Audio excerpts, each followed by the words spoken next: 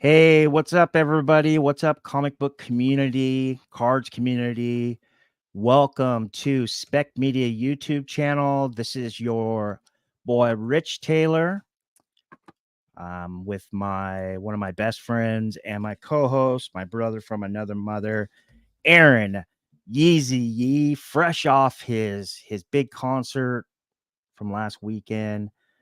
I want to thank everybody. Let's go ahead and introduce Aaron first. What's up, Aaron? How you doing, buddy?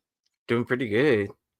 Happy holiday, happy Memorial Day. So, long weekend. Yeah, for Great. sure. Yeah, Yeah. Memorial Day weekend does feel a little long, right? Yeah. Well, I had to work on Sunday, so Monday was off, which was nice, but I took off today too as well. Good for you. Good for you. Yeah. Good for you. Yeah, so just to let you guys know, I'm Rich Taylor again. This is Aaron Yee. This is Buy the Dip, episode 23.1. Want to thank everybody for getting us to 1,000 subscribers. Thank everybody for joining us on Thursday. Aaron wasn't able to make it, but I was there. We did giveaways, and look at this. Aaron is actually going to do it. I was going to talk him out of it, and I forgot. But he is a man of his word. He is, every time he's given me his word, he's pretty much always come through. So here he is. He's got a sealed Essentia. The gamble is on. Frank Miller or J. Scott Campbell. Unfortunately, we don't have X-ray vision, so it's up to you guys to let us know what you get if you win it. But I suggest keeping it sealed, selling it on eBay. There you go. There you go. Don't even take the gamble unless you're that lucky. Yeah, or you think I'm that lucky. And well, so people are paying $300, $250 to $325 just for the gamble. For the sealed, yeah. Like I've seen as low as $200. But still, like I'd much rather have $200 than $50. Yeah, for sure. For sure. Like that to me, that seems like a nice middle of the ground. You didn't take the gamble, you took the cash. If you sold the J. Scott Campbell on the low, like there was one that sold for 160, but there's also the high of as like I've seen 360. It wouldn't surprise me. Yeah, it wouldn't surprise me if it hit 400 at this point. Wow, interesting. Yeah, so just that's why you don't end books on the holiday weekend. Exactly. Because everybody, no one's bidding. they're out and about. So, and don't in auctions. I don't care if it's cards or comics. Don't end auctions on weekdays, even Friday. And I'm going to tell you this much: if you are negotiating with sellers, do not use comps from weekdays. Don't even bring that up. That's stupid because it's just not realistic. Find those comps that ended on a weekend. If you're using auctions, because remember, with auctions, it's a pain in the ass because you're fighting all these other people, including Snipes, to try to get that book at a lower price. Buy it nows are always more expensive because there's a premium because you have the convenience to buy it right away. And people don't realize that. They go off these comps with these auctions, and it's just not realistic. And we'll continue that a little bit later because I have a story for you guys. From me and Bryan went through the same thing this weekend. So let's go ahead and pay the bills. Make sure you subscribe to the channel, though. Double click that notification bell to all so you don't miss any content forthwith. Leave us a comment and we'll get back to you at some point. And make sure you're using Gemini Comic Supply for all of your collectible literature and slab in transit, USPS, FedEx, DHL, UPS protection. Popcorn 99, you get 10% off your next purchase. Use the bonus code SSP, like Super Short Print 99. Give that to your buddy, your brother, your sister, your girlfriend, or use it the second time. All right. Let's get to the comments first and say hi because we owe these people so much. Let's start with our very first super chat. Let me take a screenshot of this. Boom. I took a screenshot. It is officially going to be on my IG tonight. I really appreciate it. This is from Mike Katz, aka Funhouse Comics, the second best moderator on YouTube, a very close second. Number one is AOA and 1A is Funhouse. So thank you very much. He gives us a $4.99 super chat. He says congratulations and throws up some horns and gives us the respect and the thumbs up. And I really appreciate that, Mike. You're a good man. Love you, brother. And he says it right back to both of us. And of course, he's holding it down with the wrench as always. Doc Joe in the house. He says, fellas, what up, Doc Joe? Appreciate you, man. I get pumped when I see you in there. Doc, yeah. Go ahead. Real quick. We didn't discuss how we were going to give away the Essentia book. Yeah, that's up to you. It's your book. So you can do it any way you want to do it. So when the show ends, leave a comment, and then we'll build a wheel of names if you want to enter into this contest. So people watching on the rewind can get a chance to enter as well, because, you know, without both live viewers and people that catch it on the rewind, we wouldn't be here. 100%. Yeah, and Aaron makes a lot of sense there, because a lot of times I notice our views they keep going up the next weekend, which is a pretty cool thing, because a lot of people, they're working. I mean, we are starting late on a weekday, so we appreciate that. Ronnie says, hi guys. Ronnie has a wrench, and I might have deleted it by accident. I can fix that. Yeah, because I added some people with wrenches. Appreciate that, Ronnie. We'll get you fixed up right here. Aaron's the back end guy here. Brad Selden's in the house. He says, woo, I'm awake. Appreciate you, Brad. You're a good man. Spidey Guy Murphy in the house says, congrats on 1K 1100 on the way. Thank you, Spidey. You're a good man. Thank you so much. Funhouse saying, hell yeah. Appreciate you, brother. Ronnie Holmes. He's taking care of you, Ronnie. Doc Joe.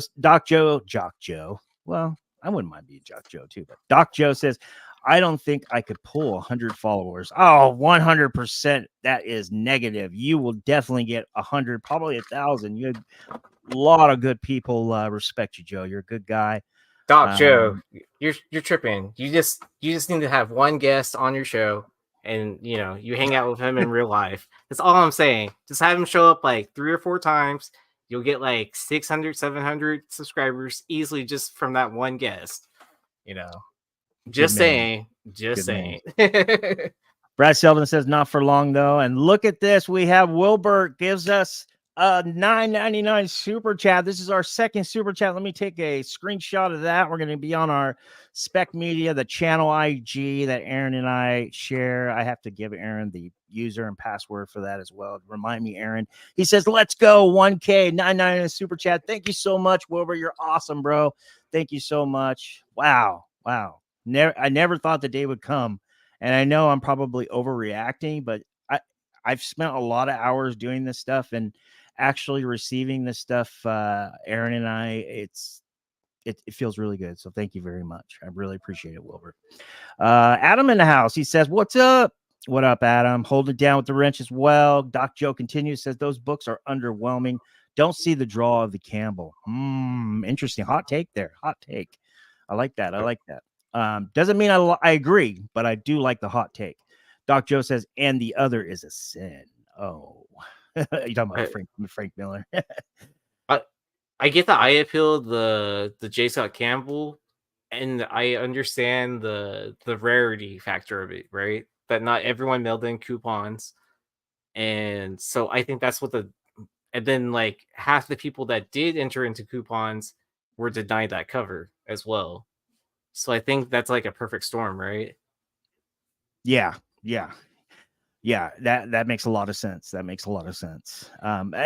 You saw me and Ben going back and forth about it before the Hot 10. And of course, it was like Ben and I were discussing this book and the Red Band for issue 2 for Blood Hunt. And of course, there were 1 and 2. We were trying to figure out which one we should put on top.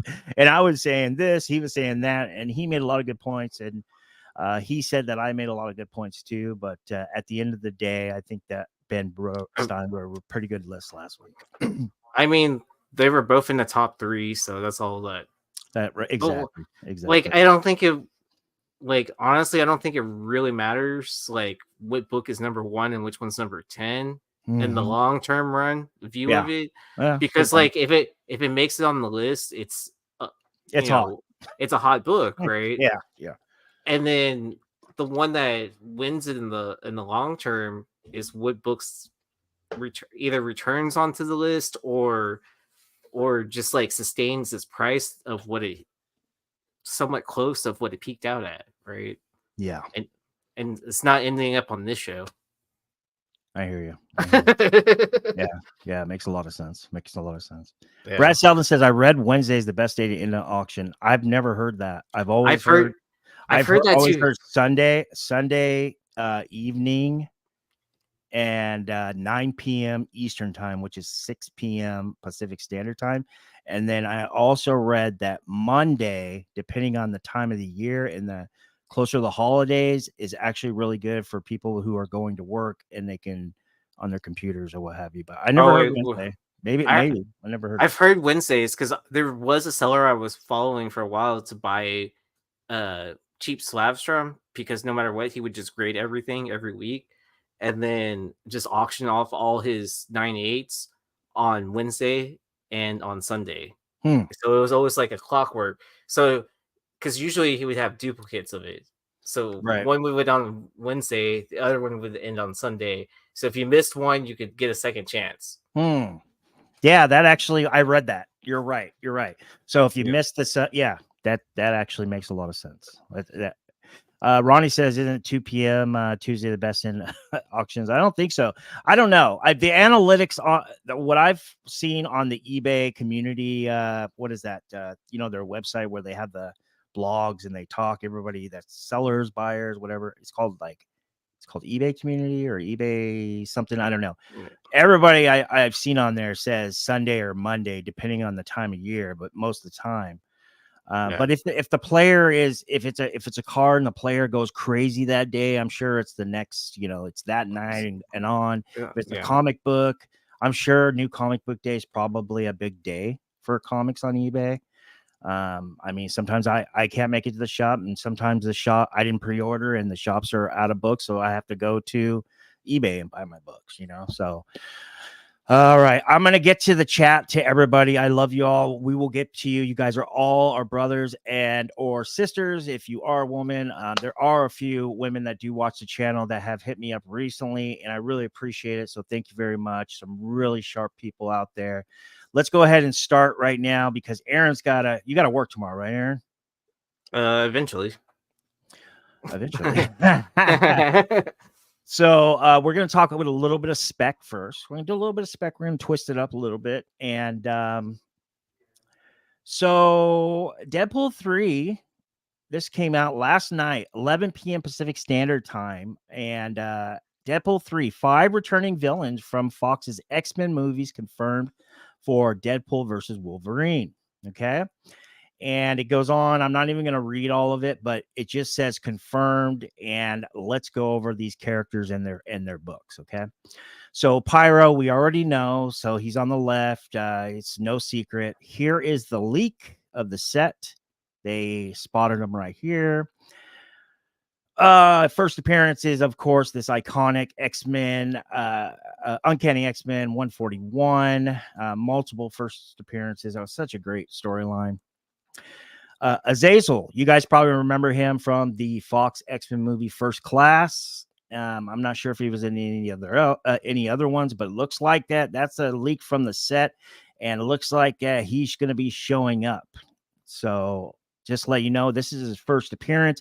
This is Uncanny X-Men 425. This is a dollar bin book. I mean, I saw a bunch of them worth high grades, $10 and under, and there are newsstands out there, and a lot of sellers are not paying attention, especially the bigger sellers, like the ones that are just blowing books out. They're not even paying attention to UPC. So I would basically look for this one as well. He's in the guts, and I'm not sure if that's him on the cover. It kind of looks like him, but I don't know. Ooh, real quick, do you think they're gonna retcon in the movies if he's Nightcrawler's father or not, or allude to that, or make fun of the current comic continuity? Maybe the source. Yeah, maybe that's a good point. I don't know if that's going to happen, but I mean, it is Deadpool versus Wolverine, so you got to imagine there's going to be a lot of shit talking on each other, right? Yeah. So I like him. He's pretty badass. He's like Nightcrawler, but a little more vicious. And don't forget that newsstand. Toad, you remember him from X-Men, Wolverine or Wolverine X-Men Origins or whatever, the 2009 movie where he fights Liev Schreiber, his brother Victor Creed, in that. He was the one that was in Vietnam in the army tent, and what's her name saved him, Mystique. So his first appearance is in a Monster Grail. This is X-Men 4. So I went ahead and I said, yeah, it's a little bit unattainable for most. So let's go ahead and find one that isn't. And this is a reintroduction, a reprint. This is Marvel Superheroes 23. This is a pretty cheap book. They reprint the guts of issue 4 from X-Men series. That's a pretty fun one. And Callisto is showing up again. Callisto, you guys remember from the the older Fox movies as well, but she also shows up in Dark Phoenix, but I believe it's a different female actor. And her first appearance is a dollar bin book. It's Uncanny X-Men 169. And here's the one that we're talking about right here, though. I think this character, I mean, even if it ends up being, I could be wrong, could be just a one-shot cameo, but I think this character has a lot of potential if they go with her live action. This is Lady Deathstrike. And remember, she shows up in Daredevil 197 as her alter ego, or human alter ego, Yuriko Oyama. That is, Daredevil 197. And I forgot, here it is right here. I forgot who her dad is, but he's like this like Yakuza boss character in this series. And long story short, they have this book in Mart Jewelers, newsstands, and direct. Here is the one that most people gravitated to. It's when Yuriko Oyama turns to actual Lady Deathstrike. But the problem with this one is that, I mean, this is a great book. Don't get me wrong. There's no problem with it. But the issue with this one, why a lot of people kind of like, which one should I grab, is because of this one right here. Aaron knows this book. I didn't even know about this book, but until I did the research. But this is Uncanny X-Men 205. This is where Lady Deathstrike actually gets those adamantium claws.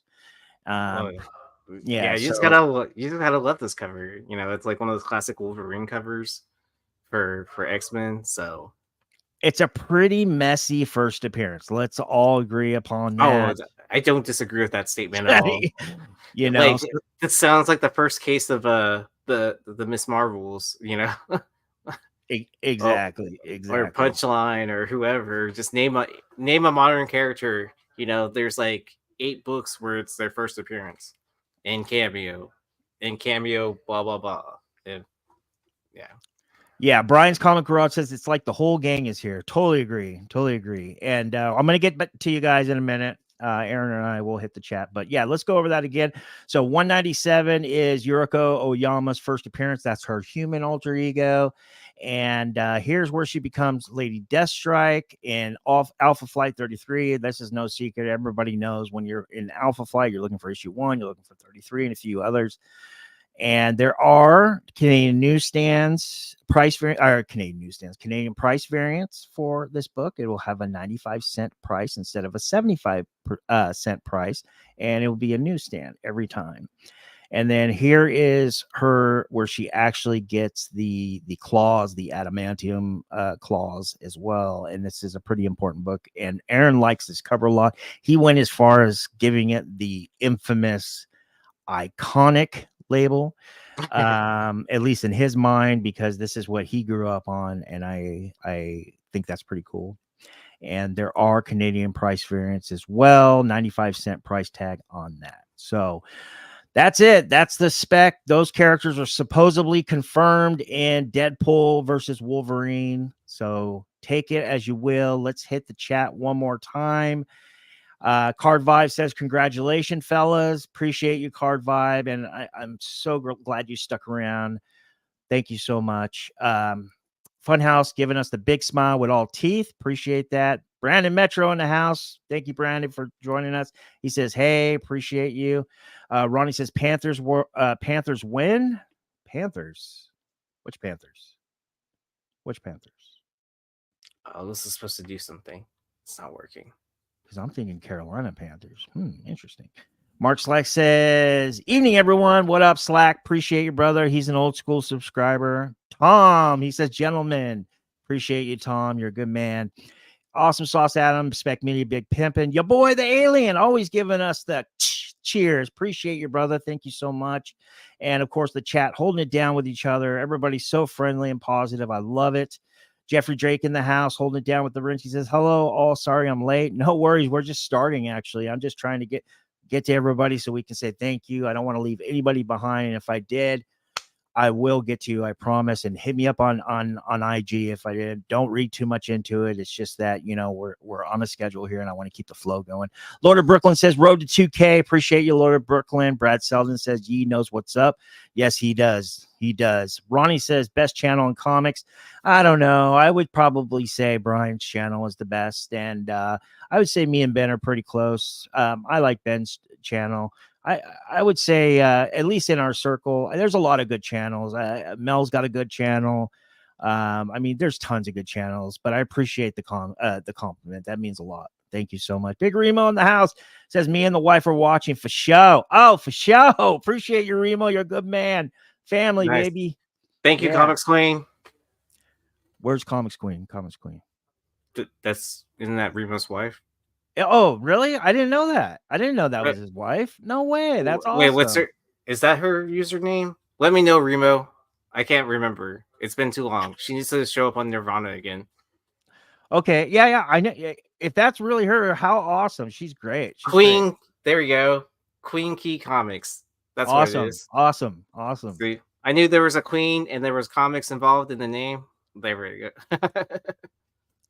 Thought her first appearance was off of Flight 34. 33 is the book. 33 is the book. Brad Selden says, what's that about? And Jeffrey Jack says, it's about our dollar ain't worth shit, Brad. Funhouse, gotta get some sleep. Just want to give congrats. Appreciate you, Funhouse. Really need you as a moderator as well. But you know, sleep is more important than anything. It's probably second. Water first, sleep second, then food. I'm not a doctor though. Doc Joe's probably in the chat, and he could probably. If you can figure out how to drink water while sleeping, you know. Queen Key Comics says we're in here. Appreciate you. Back hurts. Okay. All right. Well, take a load off, brother. Grab some Advil and hit me up tomorrow. I'll be sending out the giveaways probably Friday from last Thursday. So, all right, let's go. Buy the Dip episode 23.1. Thank you guys for joining us. Let's get into it. This is from last Friday's Buy the Dip list on the House of Stein YouTube channel. Make sure you subbed up to Ben's channel. He does some awesome content over there. And we have a show where we talk about 4 lists every Friday, 8 p.m. Pacific Standard Time, rain or shine. We usually take about 1 show off a year, maybe 2. But make sure you're subbed up to him. And this is last Friday's Buy the Dip short list. We're looking at all new Ghost Rider issue number 1. This is I believe this is the one in, is it the 1 in 50? What's going on here, Aaron? Oh, so this is the first appearance of Robbie Reyes, right? Is that this one or is it a different one? Oh, okay. Let me pull up the numbers again. I hadn't looked at this in a while, so let's see. So the low for this book had hit an all-time low of 1K, an average fair market value of $1,125. This is down 30% in the last 6 months. Oh, since March of 2023. So this is the Felipe Smith 1 in 25. I really like this cover. It's very sought after, very expensive book. I would go as far as saying a big modern book variant, especially for a 1 in 25. Yeah, Aaron makes a lot of sense. When I saw this, I kind of took me back a little bit. Yeah, low 1K, average fair market value now is 1125, down at least 30%. This book was like, I think I saw a high sale of like $1,650 on this book last year. Wow. But most of the sales were like $1,400. But was that, but do you think of last year, was that like more on the hype of that we get a chance of maybe seeing Robbie Reyes and something else? I don't know. I didn't hear it. I don't remember outside of the Agents of S.H.I.E.L.D. stuff. I don't remember him ever as a rumor. Yeah, I don't remember that. I don't remember exactly what it was, but it was probably just something that was just like not based on anything. Yeah. This is I mean, this 2014. So this book is 10 years old. It's a decade old. And remember, I don't know if you guys ever watch me on other channels on Flip Side with Aaron, Bryan's channel, House Stein. But I mentioned this a lot. You probably have heard me say this. The 10-year rule. So Jon Favreau, you guys all know from Swingers and Chef, so on and so forth. He writes a lot of this Disney. He plays Happy in the MCU. He writes or co-writes a lot of this MCU and or Star Wars stuff. And they had an interview with him before Thor 4, and they asked him about characters from the source material, and he said that he couldn't break the NDA, but he could tell us this. Typically, the writers from the MCU like to develop characters in animation or live action around 10 years, and they call it the 10-year rule. Okay. That's stuck in my head. Now, it's not every time. There are exceptions to the rule, but it's most of the time the 10-year rule. And this character is coming around the 10-year rule to come to live action. Even though he showed up in Agents of S.H.I.E.L.D., I get that. I think Gabriel Luna played him. But and he was great. But yeah, we're coming around 10 years. This character's been around. So I wouldn't be surprised if we see a little bit of heat around this character in the future. And when was Nicolas Cage's Ghost Rider? 2007, I think. Okay. Yeah. So, all right, let's move on. So 2027, let's go. Yeah. Giant Size Chillers, issue number 1, The Curse of Dracula. Great book. I love this book. I own a copy of this book. Love it so much. She's on the cover and in the guts. This is your first appearance of Lilith in full. Now, she does make a cameo appearance in a magazine-sized book. And if you guys want information on that book, hit me up on IG and I'll give it to you. And it's a dirt cheap book too. I think it's like a $5-10 book in solid mid to lower high grade, like 7.0, 7.5. But yeah, this is a fun one. What's going on here, Aaron? Why did it make the list? All right. So in a CGC 9.2, this had an all-time low sell of $270. The fair market value average is around 280. So this is down at or of about 22%. Yeah, so appreciate he said my dollars buys more weed than it ever has in 51 years. Thanks beyond Wednesdays. No, I'm kidding. Hey, he ain't lying. Yeah, I think I thought this was interesting that this book was still down, but it's just the state of the market, right?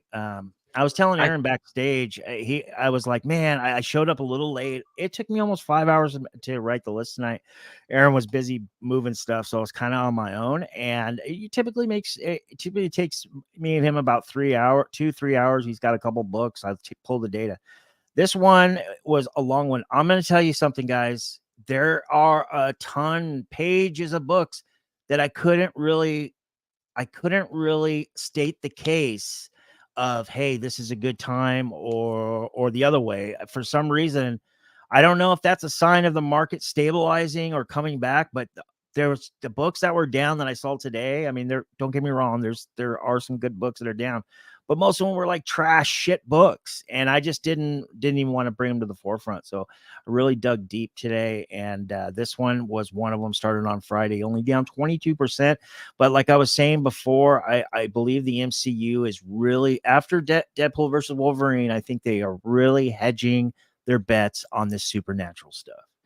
And anyways, this will go back up in like October time anyways, just naturally, even if nothing happens other than it just being a seasonal thing. Like, great point. And Dracula's hot right now. Yep. This is his daughter. And who else is hot right now? Blade's daughter, right? Blade's daughter's hot right now, and Blade's daughter is all in the blood hunt stuff and so on and so forth. So could we have a showdown in comics of Lilith and Blade's daughter? That'd be incredible. Or just even expansion of the Werewolf by Night stuff. Maybe. I'm worried about kind of getting a little aggressive and confident on Blade's daughter showing up in the MCU so quick because she's only been around for a couple of years, but could happen. Could happen. But yeah, I like this book a lot. It is a square bound book. I highly recommend buying this book raw and then getting it pressed. Because a lot of people, when they buy slabs, are looking for that meat on the bone, a CPR. But once these square bound books, they get a twist on one side and it's flat on the other, or these novice pressers, they crush the spine rather than actually protecting it. I would just find one that is a nice flat square spine that has no crush, no twist, and also no split. If it has a little twist, that's okay. A good presser can reset that. And this is a fun book. So, all right, let's move on.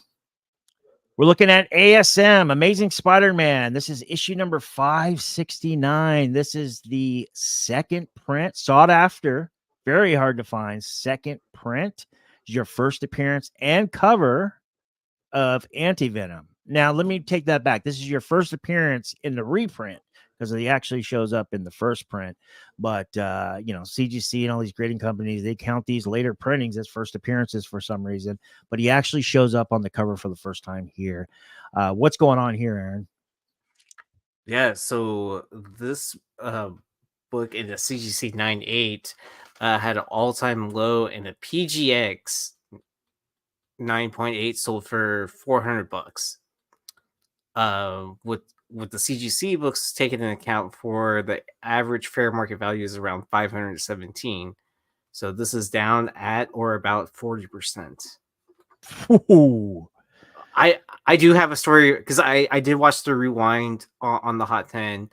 I did hear someone mention, like, how easy is it to cross over, whatever 9 point whatever grade from PGX to CGC.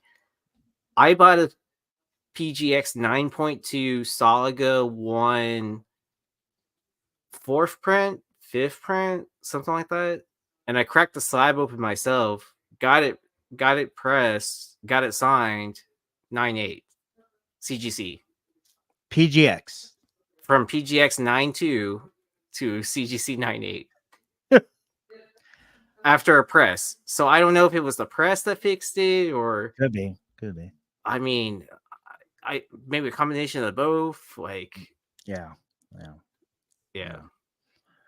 And it was this book. It was this cover. No, it was a Saga. It was Saga 1. Yeah. But I mean, I'm just saying in general, right? That it's like a modern book.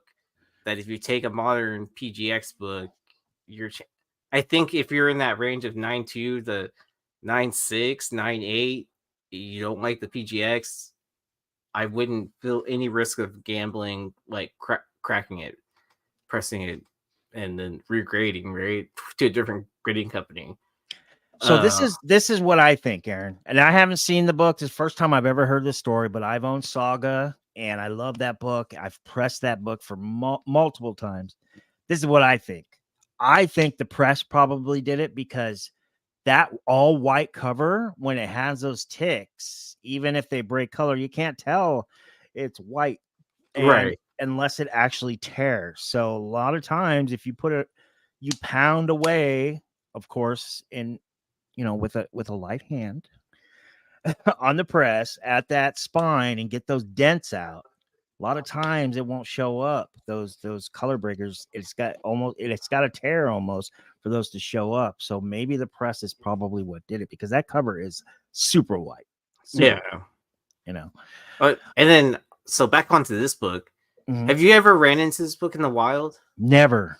I've only seen it online. They're only seeing it at eBay. I've seen it on a wall once at a store, and I think they want it too high for it. And so I didn't even ask, even though there was a sale going on, because I knew at some stores that they'll mark off 50% off wall books, or they'll only take off 30%, whatever the price tag is. Right. If it's over a certain amount. And I think it was over that certain amount, because I want to say it was like $250 price tag, like raw. And then like I want to say you could see the spine tick a mile away. So without without Oh, even yeah. having to look at it close. So That's a great looking character. That's a great cover. That's an awesome cover. Is that an Addie Granoff cover? Who did that cover? Or I is don't. that the? I haven't read this book, so I don't know if that's the interior gut or the panel shot. But Let me find out who did the cover. yeah, chat. Let us know. I haven't read this book. I've owned a ton of those Addie Granoffs and Cover A. I have 2 of the newsstands. I probably should read it actually, because I do like the character. I think it's a good concept. Looking at the cover, to be honest, it does look like it could be a panel, but the way he's grabbing the Amazing Spider-Man there makes me think, oh, maybe it is a new cover. Oh, here's a CGC label. See. So Dan Slott story, John Romita Jr. and Klaus Janson, cover and art. Okay. So JR and Klaus Janson.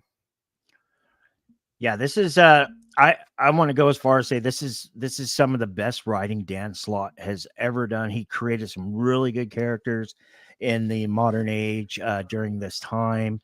I want to say his next best writing that I've read, at least, is the She-Hulk series he did in 2005. I thought he did a really good job there. Everything else is kind of like ho-hum for me, but this is a fun character. Definitely a fun character. All right, let's move on. This is the last book from last Friday. This is Marvel graphic novel issue number 4, your first appearance, first cover of the New Mutants. Chris Claremont, Bob McCloud. No, this book is no secret. What's going on here, Aaron? All right, for a raw, very fine, plus, to near mint raw copies. This recently had a low sell of $16. Are you serious? $16? That is insane. And then the average fair market value is around $46. I absolutely love this book. You know, Marvel graphic novel number 4. You have a first full appearance, you know, of multiple people and of a team, all in the book together. Did you know that there's also a Canadian prize variant for this book? No, I didn't know that. Yeah. Wow, interesting. So the difference is you can tell right off the bat because of the dollar amount on the cover. So instead of $4.95, it's $5.95. Oh, I didn't know that. That's huge. Yeah. And plus, it's so tiny up there. I mean, something you wouldn't notice, right? Yeah, so it's something quick right off the bat. But then you also have to be careful too, because I think second prints that have the same cover, because it doesn't change until like what, the 4th or 5th print, Right, when it goes back down to like comic size. Oh, does it? I didn't know that. Yeah, I've never owned this book. I've never seen it in a while. I've never handled it. I've always had the idea of like, should I invest in this book because it is a graphic novel? And if we are counting first appearances in graphic novels, why aren't we counting them, you know, in Star Wars comics and stuff like that, you know? Like, so I think this one's slightly different because it's still like the newspaper material. You have a soft cover. It's not like a graphic novel that we know now. Gotcha. Because then you also have the death of Captain Marvel in this too as well, the man. I didn't know that. Which was in issue, I think it's issue 3, the Marvel graphic novel number 3, I want to say, or something like that. Or is it 2? Let me know, chat. Someone in chat will know. Yeah, you know way more about this book than I do. I don't know much about New Mutants. I'll be honest with you. Outside of Cable, at Deadpool, Domino, which was Copycat, some other, a couple other X-Force characters, and then there are 6 printings of this book. The mutants are kicking ass and taking. Yeah, I do have.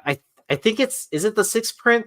Is that the Art Adams cover? If I'm not mistaken, like it's a completely different cover too as well. No shit. Yeah, okay. I have that in one of my boxes somewhere. I I want this book now. I want this book. I could imagine if it's tough. What's the census look like on this first print? Did you have any idea? I'm very interested. Yeah, like I said, I just didn't know at the time. Like when I had a chance, I did. It wasn't in person. It was online. When I had a chance to buy, I didn't know if I wanted to buy this because it was a graphic novel, but now I do. And that $16 sale that I saw, guys, that was the seller. He marked it as VF near mint. I went to it and I went and looked at it close just to see if it was like, because eBay sellers get a little aggressive on the grade. So I wanted to go check it out for myself, and it was a pretty clean copy, and I couldn't believe it sold for $16. So I own a copy. I want to say it's an 80 signature series copy, and I have it 2 times signed. One signed by Claremont. I got that done at like Emerald City Comic Con one year, and then I got Bob McCloud to sign it at New York City Comic Con that same year. So I had gotten it back. That's amazing. So I gotten it back from CGC in that time period. Then I cracked the slab again so Bob could sign it. So within the same year. So I was really nervous about that. Okay, anyways, there's a total of 1336 graded, 306 are blue labels. Okay, 17,900 or 1799 total. So 1,000. So 1,800. We'll just say 1,800. So yeah, it's just a simple 1,800. Yeah. So 1,300 blue labels. In 9.8? No, 306 total of 9.8. Oh, that's a good number. So the 595 cover price variants, there is a total of 150 graded. If that gives you an idea of how many with the price disparity is, right? I'm surprised there's actually that many. I mean, 150 graded 9.8 is definitely not a big number at all. But I'm actually surprised to hear that because, I mean, look at the black on that cover, and it's also a Canadian price variant. That means it was sold at newsstands in Canada. So that means that sometimes a lot of the people that bought this book from Canadian newsstands, from the Canadian price variants, they probably were just readers and not really collectors. I'd imagine it's high grade. I mean, only 23 9/8 in the Canadian price variant. Patrick Mel says, we will never see the best New Mutants. Safe Space, Snowflake. Remember that shit? Appreciate you, brother. And then I want to get back to Adam's comment. He says, check out Ren and Stimpy. Tesla kicked ass on Ren and Stimpy. And he says, testify, of course. That's the iconic Awesome Sauce saying. And then in the chat, they were talking about it. I believe Spidey Guy agreed with Adam on Dan Slott's Ren. Okay, they're talking about Ren and Stimpy. Gotcha. Dan Slott. Okay, gotcha. And then Spidey Guy says, just chilling, Awesome Sauce style. Awesome. And then Awesome Sauce says, I had high hopes for Safe Space and Snowflake, Patrick. You liar. No, you didn't. All right, so that was last week's list on the House of Stein YouTube channel. Make sure you guys are subbed up there. Ben's got a couple of things planned for all of us. We have some, of course, we have Stein packs. He always sells out of those quick, and he rips and breaks them. If you want, actually, no, I believe that he does. He doesn't send them to your house, right? He always breaks them, right? Yeah, he breaks them live on YouTube. So like that's what he likes to do. He likes all his mystery packs to sell out. Yeah. So someone is not banking on getting the keys, and then basically he just loves to have the transparency of everything that he advertises that says like, hey, this is in the Stein pack. You know that someone has it. And it's kind of fun to watch too, because you can see your odds going up for those grand prizes, right? Right. If your pack comes up, Yeah. And then like, if you don't know, the best statistic odds is when he gives you the choice to keep your pack or draw the leftover pack. Your odds are better to draw the leftover pack instead of drawing yours twice. Plus, or choosing yours twice. And to add what Aaron's saying, so that adds the transparency. So, how many times have we seen mystery boxes, especially GP, aka grand prize mystery boxes, from either a retailer or a secondary or aftermarket seller, and they're like, you're chasing this grand prize book. Oh, We have no idea if it ever even happened because the person I doesn't post it. I met someone that actually won Comic Tom's grand prize. No way. Yeah. So do you know Flicks and Comics JoJo? Have you No. met her before? Uh-uh. She does content on YouTube. She's done it for a while too. Like movies, comics, collectibles, whatever. She was actually buying mystery mail call Comic Tom's mystery mail call mailbox or whatever. And she pulled the 181, I believe. The Hulk 181. Wow. Yeah. So That's awesome. so someone in the community did win a prize, and I don't think she has any previous affiliation with him at all. So Okay. That's good.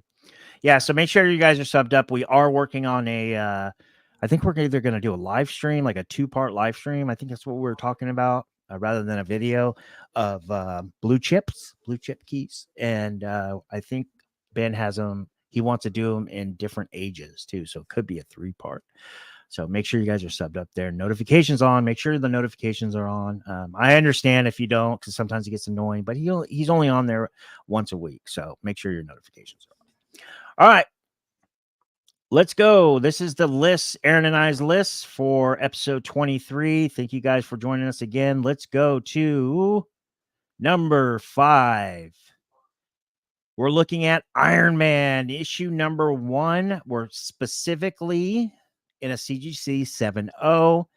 This is your first solo story of Tony Stark's Iron Man in his own title. I know that's a mouthful, but remember that Iron Man and Namor book is also a solo story, and I believe it predates it by a couple weeks, but this is actually your first ongoing solo. You get his full origin in here. This is kind of the book in the past, I mean, before pandemics, at least when I got back into comics in 2016, this was the next big book I got when I jumped back in. the poor man's Tales of Suspense 39. There you go. And you know, we were looking at Tales first appearance of Iron Man. And the reason why I put this on here is because the rumor is RDJ's Iron Man or RDJ's Tony Stark is coming back in some kind of form in live action.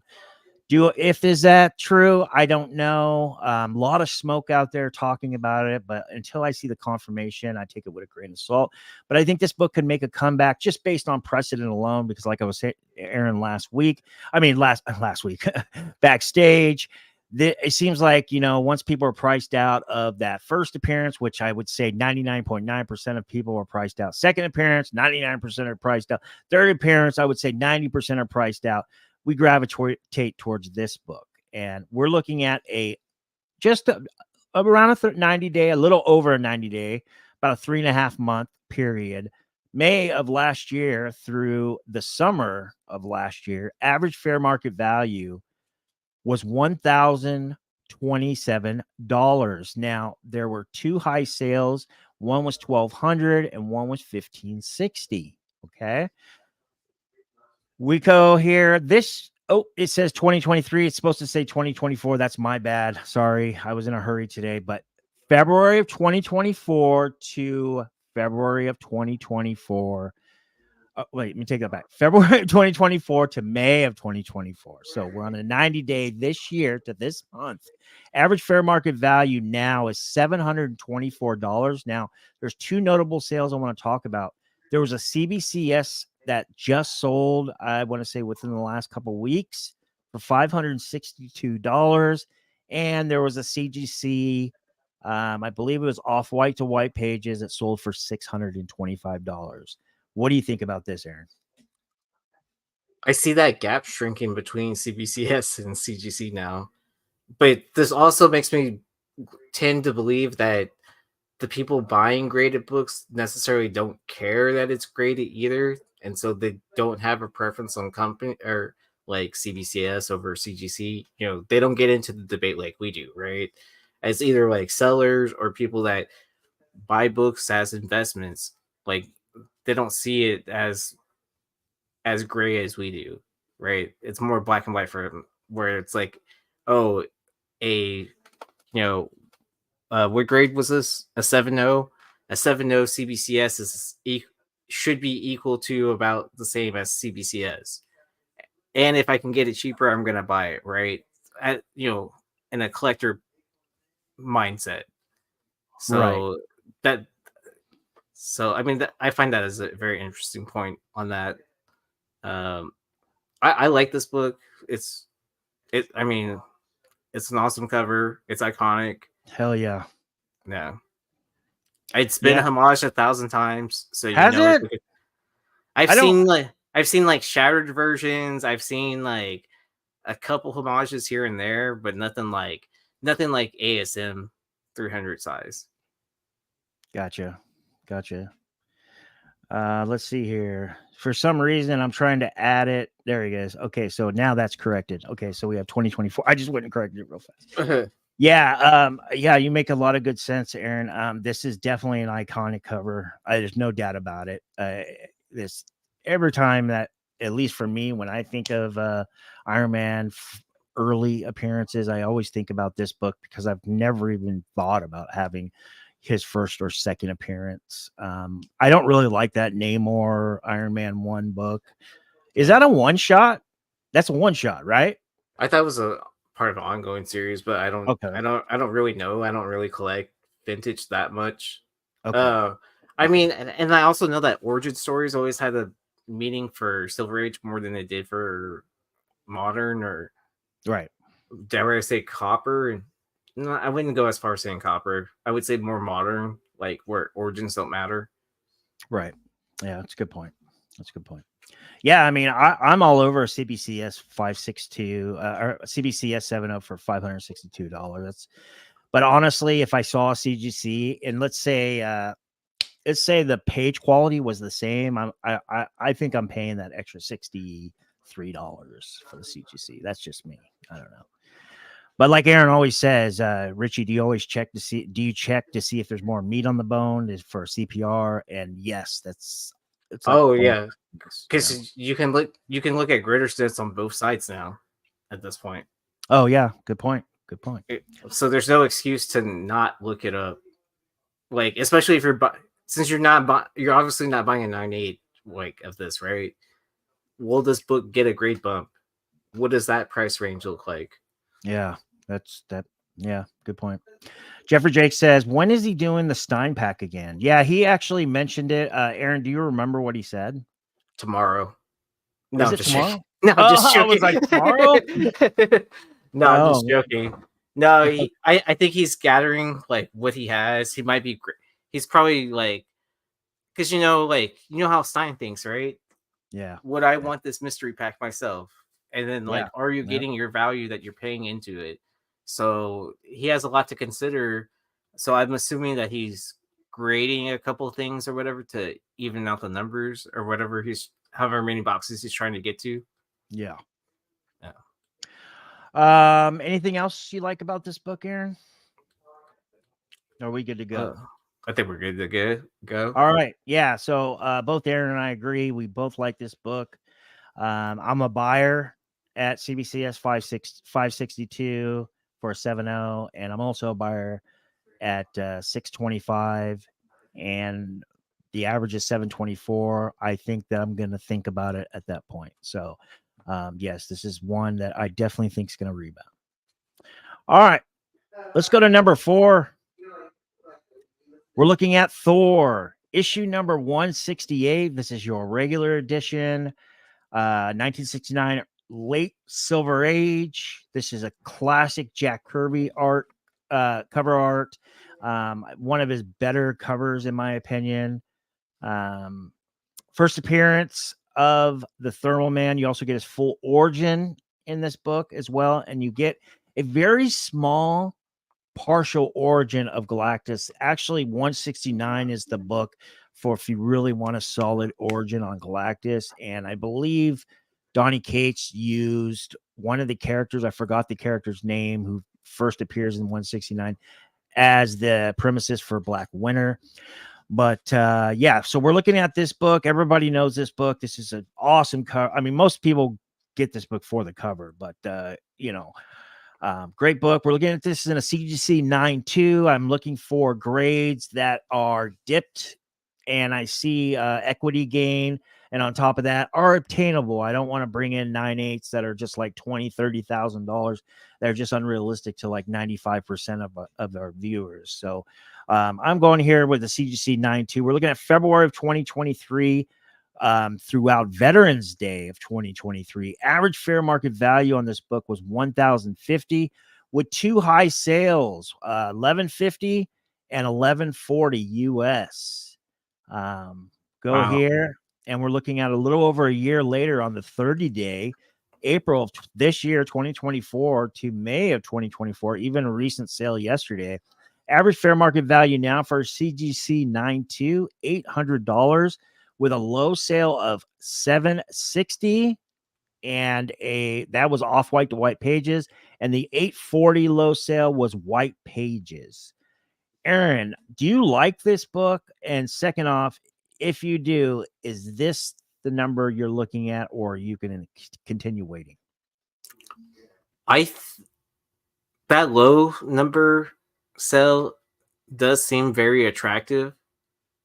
Especially if we're gonna see like if everyone's theory is pretty much pointing towards Galactus anyways, like, which wouldn't surprise me. I think like that 750 price, like if I can get into an auction and get it around, that's that 760 range, like somewhere around there, like probably no higher than 775 if I'm feeling really good about myself. But I don't think I would go up to a buy it now at like 820, 840. Like that doesn't sound like that appealing to me, just to click the buy it now to bypass the heartache of an auction. I have to agree. I like this book. I'd be totally down to for a CGC 9.2. I'd be totally happy with that for this book, because this book is just notoriously beat the shit out of. And on top of that, the cover, every time I see a raw copy, the cover is like it's like almost brown, discolored, discolored. Like it's not even purple anymore on the cover. Ronnie likes to buy here. That's strong. I like that. For me though, I think I'm not gonna buy this book as a bin or BO, aka buy it now or best offer, in case you don't know. For $800, I think I might wait a little bit, but as the MCU is fast approaching Fantastic Four and Galactus is casted, we could see this book actually bump up pretty good. The only time we've ever had Galactus in not the MCU, but live action on Marvel movies, I believe, was a really bad, I guess you could say a really bad footage, or I don't know how you say it, for those Fantastic Four movie. I believe it was the second Fantastic Four with the Silver Surfer was in it. There, he was supposed at the end. Remember the end where they show the sky and Galactus was supposed to be in the back. You can't even see Galactus. Like I was like, "Where's Galactus? I don't see Galactus." I must have rewinded like 30 times too. Hey Ronnie, you got to get it right. Stein doesn't throw darts at this book. He lights cigars with this book. Yeah, he's not a big Kirby fan, but I think Stein would probably think this is one of Kirby's better covers, but that's not saying much. But yeah, I mean, I think this is a solid book, and that's a nice little dip price. But for me, I'm waiting a little bit longer for a bin or BO, and I'm probably going to shoot for the auction and try to get that 750, 760 price tag. But I could be standing around with my what in my hand for a long time if I do that. So, I mean, you have time. You have time anyways, right? Until we probably hear more. But I mean, like, before they officially announced, did they officially announce that actor being cast as? Well, they said that he's casted. Galactus is They haven't officially announced it, but all signs are pointing towards him. Everything but confirmed, I guess. Supposedly, I don't know. You know how this goes. Yeah. So, but it sounds I like got- Galactus is going to be in the movie. I mean, they first were going to have Antonio Banderas, remember, before the writer's strike? Yeah, I mean, but we're also supposed to get a Blade movie too at some point in time too. So Well, I just read that Marvel Entertainment put out a news release that they're doing reshoots on Blade right now. So yeah, but this is like what, the 5th time? yeah, something like that. So all right, let's move on. Number 3. This is a fun one. I've never owned it. This is The Joker, issue number 1 from 1975. I believe this is a Neil Adams cover. Very popular book. Looking at this book in a CGC 9.8, this is your first solo series of The Joker. I believe Cover Price had it listed the first appearance of the Joker in his own solo title series, something like that. We're looking at a 90-day average. End of June of 2023 to, I believe, October 1st of 2023. 3 high sales at $2,000 a piece. Average fair market value was $1,900 for this book. Okay. Wow. Now we're looking at a 90-day from February of this year to this month. Average value now $1,200 with a low sale CGC 9.8 of $960. What do you think, Aaron? Did this get a death premium? When I mean, if it is a Neil Adams cover, did it get a giant bump because he passed away? Yeah, I probably that's probably a good point, but I went back and this book was pretty I mean, I know this popular. book is Many peaks and valleys. yeah, this book is always historically high at any given moment in time. I mean, Batman 1 is not approachable by most people I know. Yeah. I can think of one person that is working on a trade for one right now. Let me see here. But like, as far as like, I'm gonna like put everything on the table. Like, I don't see anyone dropping that many stacks down for a Batman 1. So I think this is I think this is your more approachable book for most people. So Aaron brings up a great point. So I went ahead and while he was talking, I went ahead and looked up. So Neil Adams passed away on the 28th of April in 2022. Okay, so this is a year after, a year and a few months after. So okay, I couldn't remember. I couldn't remember exactly when that happened. And then the Joker movie came out in 2019 with Joaquin Phoenix. So but then we do have the new one with Lady Gaga coming up at some point in time. And I'm a buyer. I'm a buyer of this book, and I would love to have this in a 9.8. If I had $1,000, I would definitely shoot for that. $1,200. If I had $1,200, I think I would make the move here. Would you, Aaron? I mean, we've seen Michael Keaton in a DC film. You know, why can't it be Jack Nicholson too as well? Yeah, that would be incredible. Yeah, good idea. It's awesome. Yeah, I think I'm a buyer at 960. Definitely. At 1,200, I'm definitely going to, like I always say, put on my watch list and observe.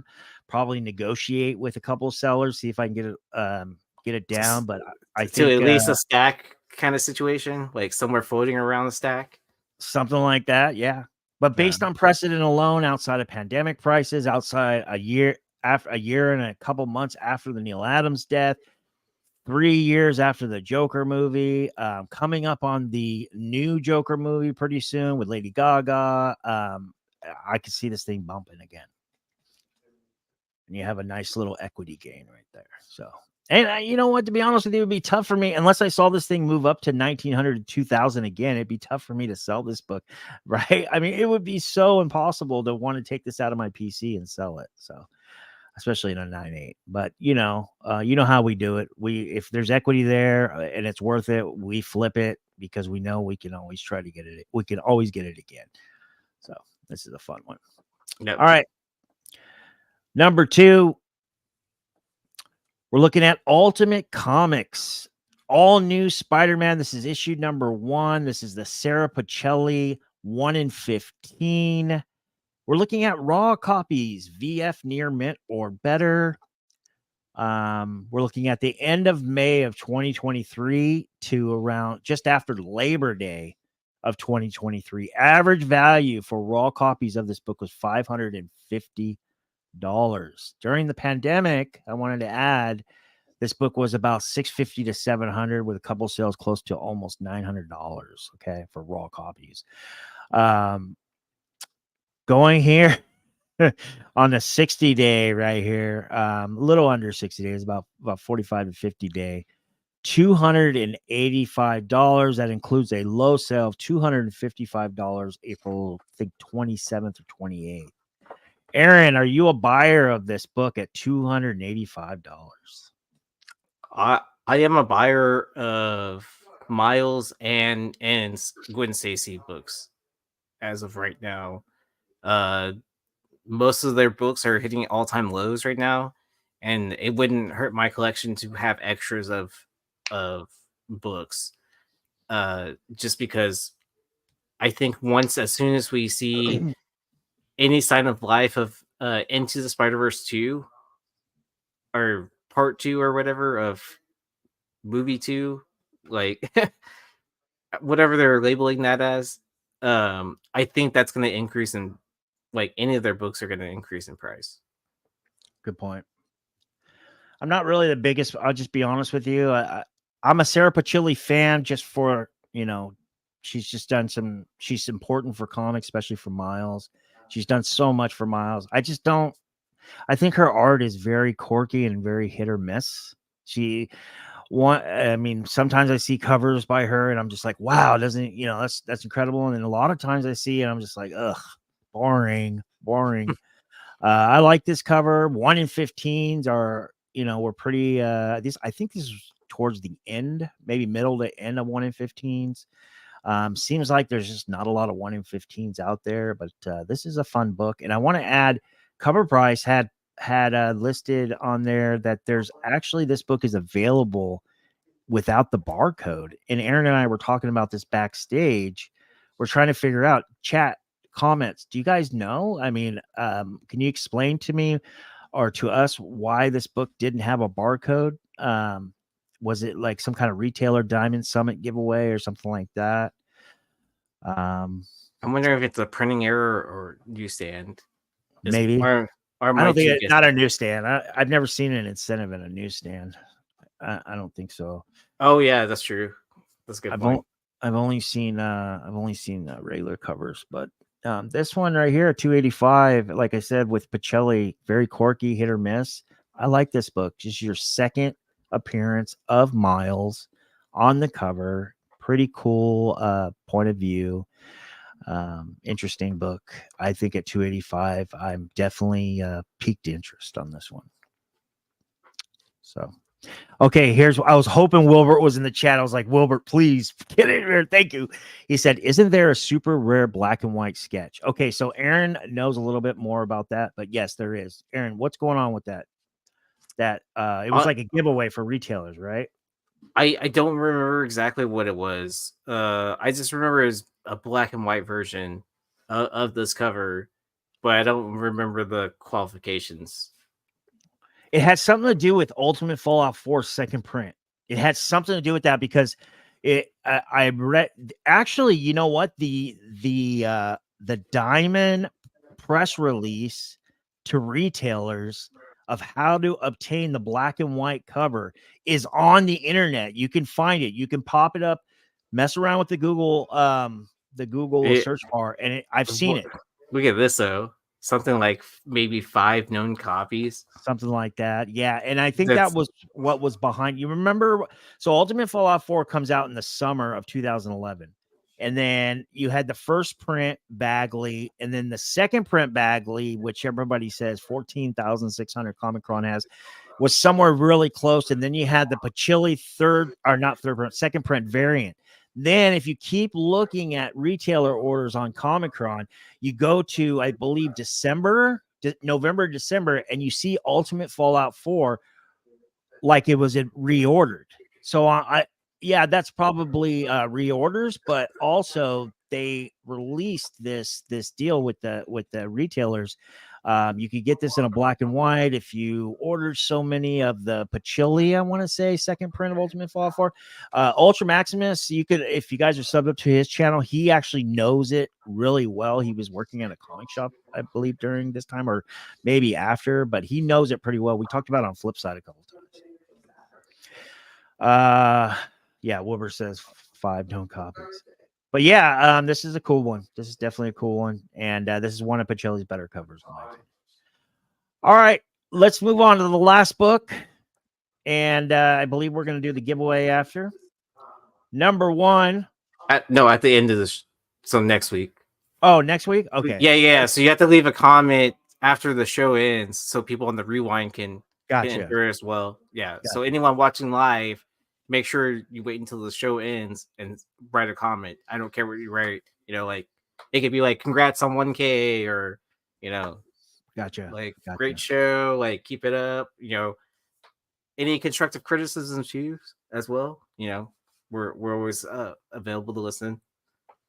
Absolutely. Just keep it clean. That's all we ask. Keep it clean. No, you don't have to, but Oh wait, we just got monetized, so yes, try to keep it clean. Brand new channel. We're looking at Voltron issue number 1, direct edition. This is in a CGC 9.8. First appearance of Voltron in US Comics. Okay, gotta add that exclaimer on there. April 2023 to October of 2023, the 6-month average fair market value was $467 for this very cool book. Wow. Now, on the 90-day, a little less than about 9 months later, something like maybe 6, 7 months later. Average value now for a CGC 9.8 and a direct edition, $245. Let's go back and look at that price, $467 to $245. So we're looking at it's probably down. I'm just doing off the top of my head about 40 to 45%, and that's why it's hit number 1. On top of that, I believe Voltron's coming back. There are going to be more peaks on this book. What do you think about this, Aaron? Man, Wilbur, how many copies did you grade with Red Hood? No, I'm just joking. But in all seriousness, big shout out to Half Price Crook for talking about this book on the Flipside days. What up, Jessup? Hell yeah. Yeah, so I remember he was really big on this book. And then I remember him deciphering all the different versions because there was the direct, a newsstand, and wasn't there a weird price variant or something like that, or from another publisher? Yeah. I know there's a Canadian price variant. Okay, there you go. Let me double check that because just in case, because you said it was it could have been here. Let's check that out. I don't want to. Yeah, because I think it could have either been a different publisher or a shared publisher. Or it was something along those lines. I can't remember exactly what. It's hard to keep up with 80s books in my mind. Okay. So we have here's Voltron 1. Okay, so there's a newsstand and a Canadian price variant. So the Canadian price variant, wow, it's not 95 cents, it's $1. Interesting. And it's right around the same time the Marvel Canadian price variants that were 75 cents, they ended up being 95 cents because that was the conversion rate. This is around the same time. It's 5 cents more. That's actually pretty interesting. Not a lot of data. As you can see, they have the NA there and not available. That means that basically means there hasn't been any sales in a while. Looks like just going off of this real quick. 9.8s, 360, and then the other data they have for 9.8s are all the way back during the pandemic. They have 9.6s here. I wouldn't mind a 9.6 in this book in a Canadian price variant, but yeah, that's pretty interesting and great info, Aaron. I completely forgot about that. Yeah, down 45%. I think this book is going to come back. We talked about Voltron many times on Beyond Wednesday's Wednesday night review show. Big fan of Voltron. Big fan of Thundercats. See, I think I just missed that age gap, just barely. I remember Voltron, but it didn't latch to me, if that makes sense. Gotcha. Like the late, like a lot of stuff that um is GI Joe. Like I remember GI Joe, watching that religiously. Yeah, yeah. I watched Voltron, Thundercats, GI Joe, He-Man, or Master of the Universe. Had all the toys, just didn't have the comics. I was more of It's always one or the other. yeah. I was a Spider-Man guy when I was younger. So. Nice. Lefteros in the house. I was reading your article today, Lefteros, on Cover Price. Great job, guys. A great job on the new comic book day. And I did read the FOC. I always read your FOC stuff. Lefteros Comics, make sure you're subbed up to him on IG and or reading his stuff on Cover Price. It's one of my favorite writers right now on speculation, investment tips, and or just good old fashioned fun in describing books that are coming out. I really like Lefteros. I have a lot of respect for him. And he says, "Grats on 1K. Appreciate you, Lefteros. Appreciate you." And Cover Price, in Thank case you you. don't know, is COVR Price, all one word.com. The owner of Cover Price is a friend of all of ours. His name's Matt DeVoe. Very good guy, very knowledgeable. I've been a customer or a member of Cover Price since the first time he announced it on Reggie Collects in 2000, I believe 17 or 18. And I've never missed a month. So make sure you guys are subbed up to him and you can see all of Lefteros' stuff. And if you don't want to go to Cover Price, which I don't recommend, I say go to Cover Price, but if you don't, he has an awesome IG. So make sure you sub up and follow him. Nova J's in the house. He says, "What's up, Yeez and Rich? I had Lion O Sword. That lot up played." Nice. I think he meant lit up. Oh, lit up. Okay, gotcha. Yeah, maybe. Nice. Leftero says Voltron had a beautiful diecast toy. Oh yeah, hell yeah, dude. I remember because I remember Thundercats and Voltron came out the entire because you could buy them piece by piece with the Thundercats. But I remember they came out around the same time because it was around the same Christmas I asked for them. And I just didn't, my parents didn't have the money to, Voltron was like more expensive. Thundercats was like, for me at least, was the affordable. And I could only get a few of them. But yeah, Voltron's dope. Leftro says there were two versions. One was plastic with action figure pilots, and the other was diecast. All right. That's great info. Appreciate you, Lefteros. Yeah, lit up and played with it until broken. That's what she said. No, I'm kidding. All right. All right. So that's it. That's it for the show. Aaron, did you want to add anything? You got anything coming up? I don't even think I have pickups. Or I'm reorganizing a lot of stuff. But I did find this the other day. Like I forgot I pulled this. Robert Covington. Oops. So it's a Robert Covington, like black shimmer.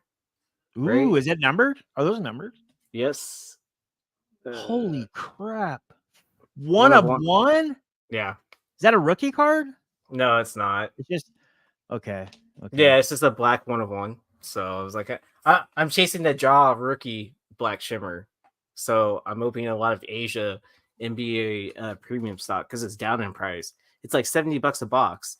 Shit, that's cheaper. That's a hybrid hobby box. That's like almost as like that's like buying into a mega box nowadays. Yeah. So that's the way I'm viewing it as. And then also on top of that, it's like previous years as well. So like 1920. But yeah, I All don't right. have. Yeah. While you're on the big screen, let's give them the good. So what's the rules on the giveaway? Okay. So as soon as the episode ends, leave a comment.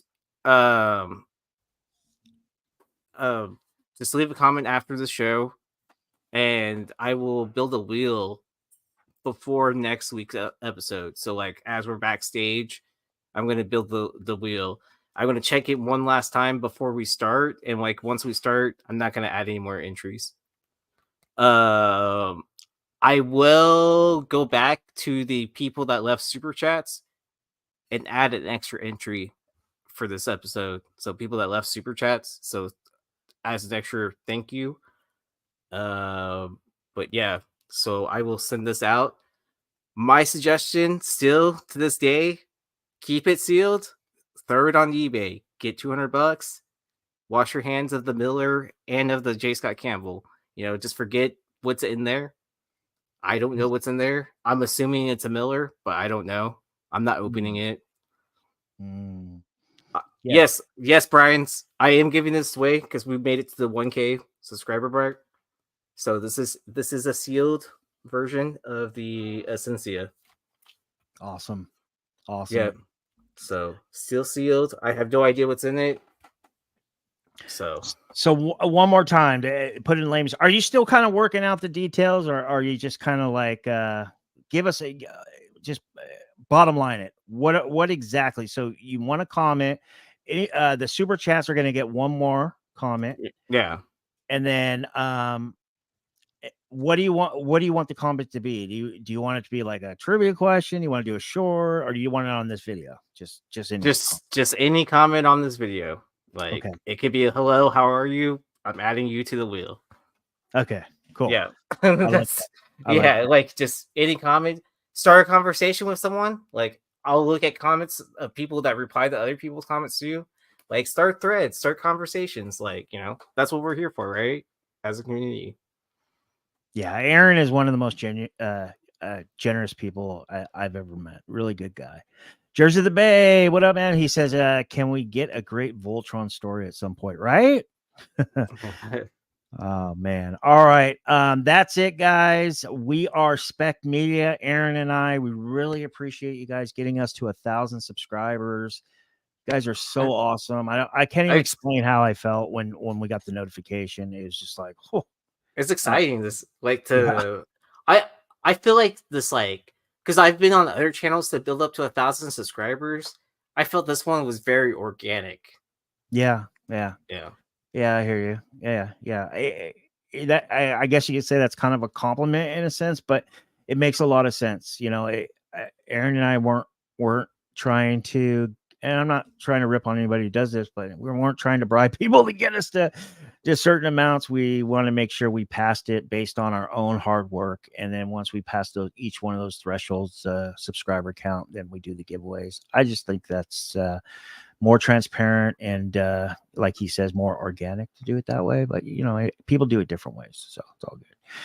Mr. Marv says, hello, is it me you're looking for?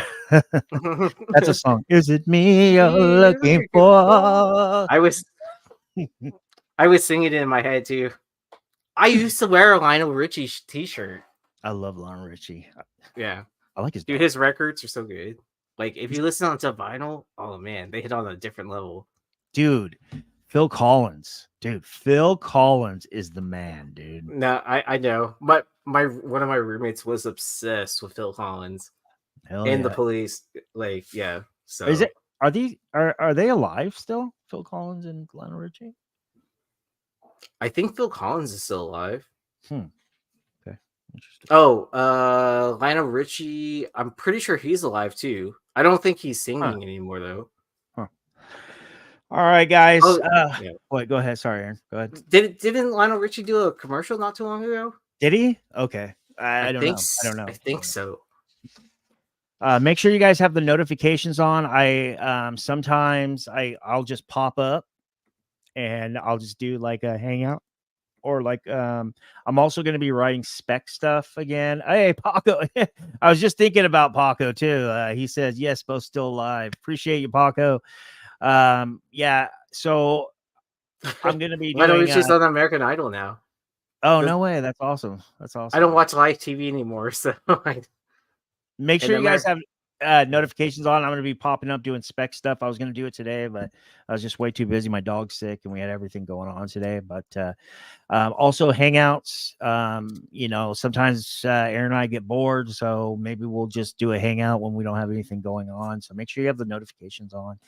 And Big Remo says Lionel Richie is on American Idol. So there it is, right there. That's with that, people. What'd you say? 2 people? What?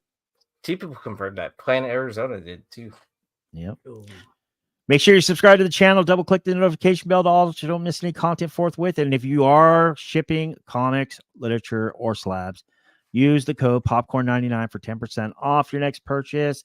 Use the bonus code SSP99. You'll get 10% off the next purchase after that. Use it as much as you want. I don't care. It's all good. Thank you guys from Aaron and I. We really appreciate it. You guys mean so much to us. And you guys are awesome. Take care, everyone.